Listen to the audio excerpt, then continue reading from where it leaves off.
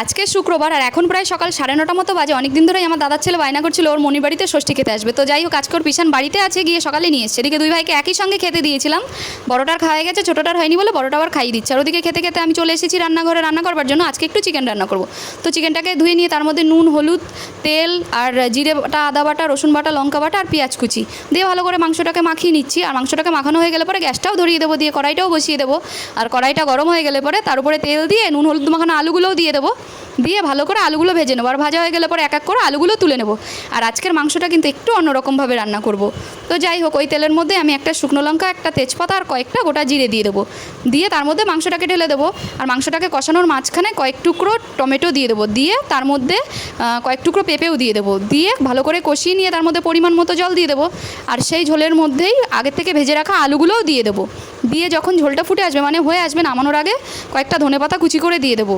আর একটু গরম মশলার গুঁড়োও দিয়ে দেবো। আর দেখো আলুগুলোও কত সুন্দর সেদ্ধ হয়ে গেছে। আর পেঁপে দিয়ে কিন্তু মাংস খেতে দারুণ লাগে। আর আমার রান্নাও রেডি, আর নামিয়েও নেব। আর পেঁপে দিয়ে কে কে চিকেন খাও আমায় কমেন্টে জানিও। কিন্তু পেঁপে দিয়ে মাটনটাও ভালো লাগে, বাট চিকেনটাও ভালো লাগে। আর রান্নার পরে কিছু বাসন টাসন ছিল, বাসন টাসনগুলো মেজে নেব।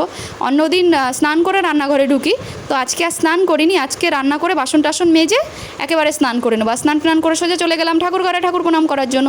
ঠাকুর প্রণাম করে চলে এসেছি দুপুরের খাবার খেতে। আর ভিডিওটা এই পর্যন্ত। যদি ভালো লাগে লাইক কমেন্ট